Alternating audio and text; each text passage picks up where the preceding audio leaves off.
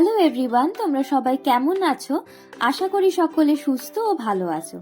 আজ তোমাদের সাথে একটা চকলেট ময়েস্ট কেকের রেসিপি শেয়ার করব, যেটা খেতে যেমন চকলেটি হয় তেমনই কেকটা ভীষণ সফট হয় আর বানিয়ে ফেলাও খুব সহজ। চলো তাহলে দেখে নিই কিভাবে কেকটা বানাবো। প্রথমেই আমি কেকের মোল্ডটা প্রিপেয়ার করে নিচ্ছি। বাটার পেপারটা ঠিক এরকম ভাবে মাপ করে কেটে নিলাম। ভিতরে সামান্য একটু তেল দিয়ে গ্রিস করে আমি মোল্ডটাকে রেডি করে নিলাম। এবার একটা পাত্রে আমি প্রথমেই নিয়ে নিচ্ছি দুটো ডিম। কেক বানানোর সময় আমরা যে যে উপকরণগুলো ইউজ করব সেগুলো সমস্তই কিন্তু রুম টেম্পারেচারের ইউজ করব। এবার এই দুটো ডিমকে আমি 2 মিনিট মতন বিট করে নেব।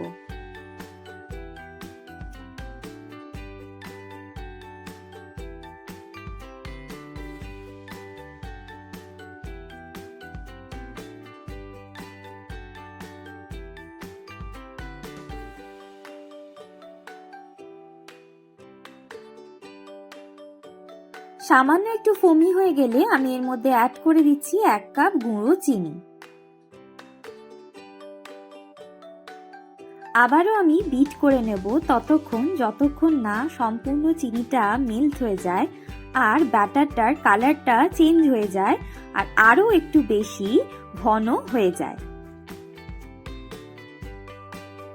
আস্তে আস্তে ব্যাটারটার কালারটা কিন্তু সাদা হয়ে যাচ্ছে।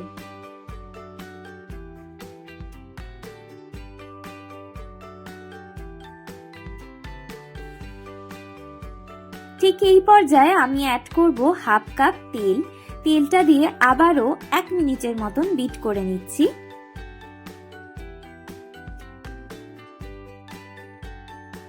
এবার এর মধ্যে অ্যাড করব 1/2 কাপ দুধ। দুধটাও কিন্তু নর্মাল টেম্পারেচারের দুধ ছিল। আবারও খানিকটা বিট করে নিলাম। এবার আমি একে একে শুকনো উপকরণগুলো অ্যাড করব। প্রথমেই নিচ্ছি 1 কাপ ময়দা। 1 কাপ ময়দাটা নিয়ে ভালোভাবে চেলে নিচ্ছি। এবার এর মধ্যে অ্যাড করব 4 টেবিল চামচ কোকো পাউডার। কোকো পাউডারটা যেন ভালো মানের হয়।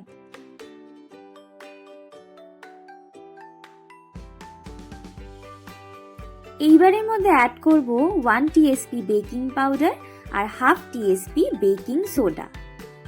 সমস্ত উপকরণগুলো আমি ভালোভাবে চেলে নিচ্ছি।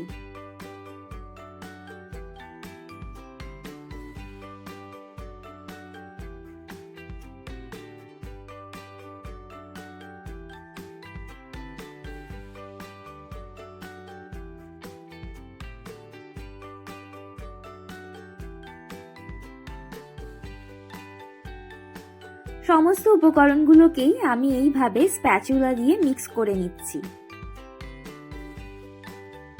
সবশেষে আমি এর মধ্যে অ্যাড করছি সামান্য একটু ভ্যানিলা এসেন্স, যেটা দিলে ফ্লেভারটা আরো এনহ্যান্স হয়।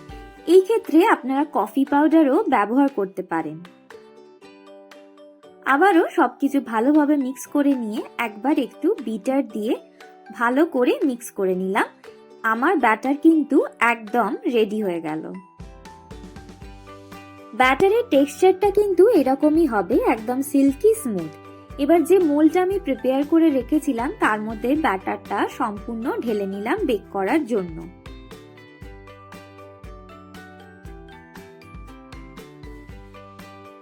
এবার প্রিহিটেড ওভেনে আমি 180 ডিগ্রিতে 30 থেকে 40 মিনিটের জন্য এটাকে বেক হতে দেবো।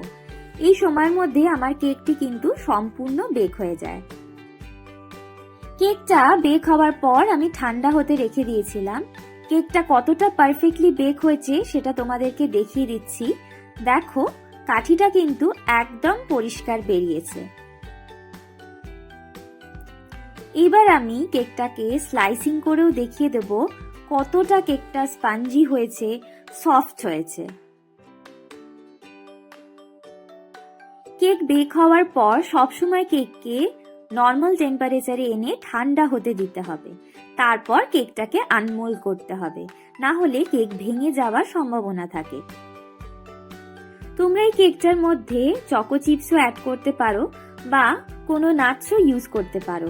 আমার একদম প্লেন ভালো লাগে, তাই প্লেন করেছি। এবার আমি কেটে দেখাবো ভিতরটা কতটা সুন্দর হয়েছে। দেখো নাইফটা কিন্তু খুব সুন্দরভাবে কেটে যাচ্ছে।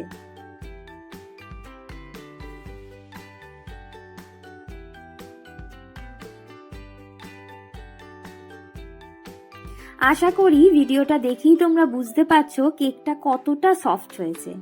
তোমরাও বাড়িতে এইভাবে একবার ট্রাই করো, আর ভিডিওটা কেমন লাগলো তোমরা অবশ্যই আমাকে জানাতে ভুলো না।